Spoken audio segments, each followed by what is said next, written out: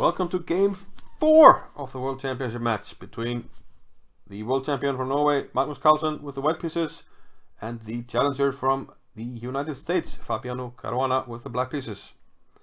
Now, before going on to the game, let's first see the story of the day, which was sort of a leakage of a video. We see a screenshot of this video here. This was displayed in Today in Chess, and yeah, this is going around the internet as a massive blunder by, I don't know if it's Caruana team or those shooting the documentary from St. Louis, but this is a massive blunder. On the screen you can see Fabiano's computer screen or one of his seconds, and this is clearly preparation for the match.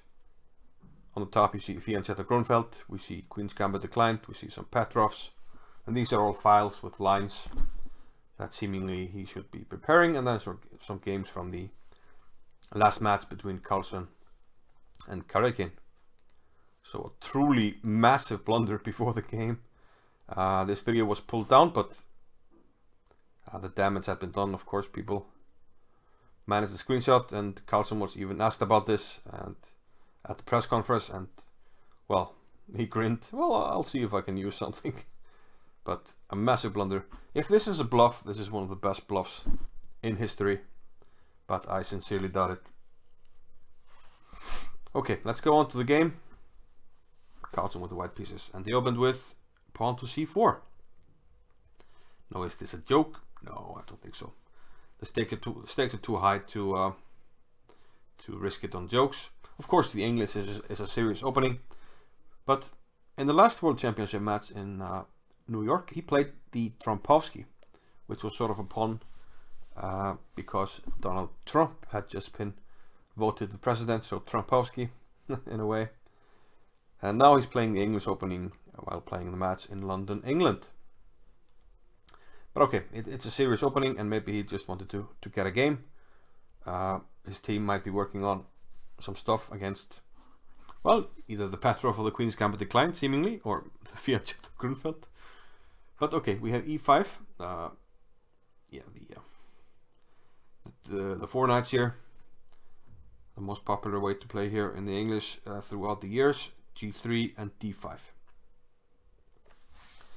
Now after takes, we do sort of have the dragon with colors reversed.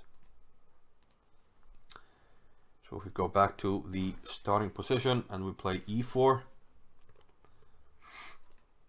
then Sicilian goes c5, after knight f3, knight c6, d4 takes the open Sicilian, which we haven't seen so far in Caruana's white games. After knight f6, knight c3, g6 is a move here. And yeah, this is the position now with colors reversed, but an extra move. So if black were able to play bishop g7 here, we would have the same position with colors reversed. So white tries to use this extra tempo. If we go back to the game with bishop d2 to hopefully build up some pressure. Instead of this being an opening where you try to equalize, you try to push a small edge. So one move makes the difference between an equalizing opening and one where you maybe can press a little bit. So here the most common move is knight to b6, backtracking with a knight. Other moves are bishop e6. Bishop e7 is often considered an inaccuracy here because of d4. But Caruana played bishop c5. This is a rare move, hasn't been played that often. But on the other hand, it can hardly come as a surprise to Carlsen. It must have been on his radar because Caruana already played this bishop c5 move against Wesley So in a rapid game in Paris this year. So we have castles, and this was played rather quickly, I believe. Rook to e8, bishop d2. We have a trade of knights and knight d4. And this is the first moment where we deviate from the game between So and Caruana. Rook c1 was played in that game, but the world champion played b4 here. Okay, Caruana retreated bishop to d6, and now rook to b1 by Carlsen, a logical move in most English lines like this, because we want to in the majority of cases push the b pawn. We can mention that taking on d4 here is not winning a pawn. Black can take on g3 for instance, and then take on d4. And even if we flick in this one, we can take make a Zwischenzug here and then take here. Rook b1 was played. The other position could be considered, but Carlsen went with rook to b1. Now we have another trade of knights. So no knights on the board, and this sort of changes the dynamic of the position a little bit, because, well, you can't really take advantage of outposts on the board. a6 by Caruana, a4 by Carlsen, and as you mentioned, rook b1. You're trying to combine this bishop on the long diagonal and the pressure on the b file to create something on the queen side. c6, and here a moment where some commentators thought that Carlsen should have gone b5, but he went with rook e1, trying to keep his options open. Rook e1 here. b5 might have given maybe a small pull. Let's say for instance you take, and after a move like a5, trying to get a pass pawn yourself, queen a4, the rook can come to c1, still pressure on b7 with the bishop, and the other bishop might in some cases take on a5, and this pawn has the option of pushing to b6 if you want to target the pawn on a5. But Carlsen decided to keep his options open with rook to e1, but now bishop d7 is blocking white from playing b5. Another seemingly flexible move by Carlsen. He puts both of his central pawns on the third rank, and well, he might in some cases be thinking about d4, but I think mostly if black were at some stage to prepare, f5 and play e4, we don't have e4, e3 hitting us after the move e3 by white. Caruana goes for queen to f6. Okay, connecting the rooks. Now you can put the rook on the d file, and also after the move made by white, bishop e4, black can initiate some trades here with bishop to f5, trading white's good bishop. But white plays queen f3 here. He's willing to trade the bishop, but only at the cost of damaging black's pawn structure. This is exactly what happens. Bishop takes e4, and now both sides have double pawns. We mentioned earlier that there are no knights, so white can't really use this outpost here for a knight. You might be able to put the king there, but doesn't really accomplish too much. I don't think so. And meanwhile, black can put his king to g6 to put a stop to this idea. But first, he stops white's play on the queen side with b5. So no b5 from white.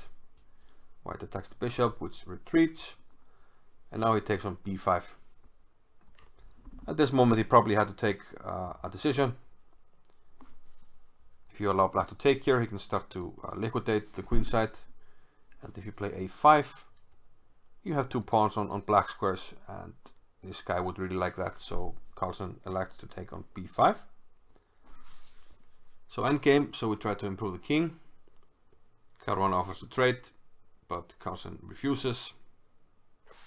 Black can't really use any entry squares on the d file to his advantage, so white doesn't mind here, giving up the d file. King g7, bishop e1, attacking the c6 pawn, but also keeping an eye on the b4 pawn. Black protects the pawn. Rook c2, preparing to double, but rook to a4 is in time with counterplay against the b4 pawn. King f3, h5, king e2, king g6. And as you can see, in some cases black can think about penetration on the light squares, maybe to f3 even if white were to move his king. So he prevents any of those ideas with h3. But this allows black to liquidate his weakness with f5. And at this stage it was clear where the game was headed. e4 check, king back to e6. Black does have a weak pawn on h5, this one, and a backwards pawn on c6, but the problem with attacking the pawn on c6 is your pawn on b4 will always be a weakness for black to attack. Bishop d2, bishop d6, and after rook b to c1, Carlsen offered a draw, which was accepted. Black has a choice. He can take on b4 here with the bishop, or he can simply pull his king back to d7, protecting the pawn. And in both cases, there is no promising way forward for either side. So a draw was agreed. So yeah, maybe not the most exciting game. The players are still shadowboxing a little bit, feeling each other out. But maybe we will see something in the next few White Carlsen games. He's probably been targeting games 6 and 7. Game 5 is on, what do we have today? Tuesday. Game 5 is on Thursday. And then Caruana has the white pieces, but then we will have 2 whites from Carlsen, and he must be eyeing those games to sort of, you know, make a push in the match. But we'll see. For now, it's tied 2-2.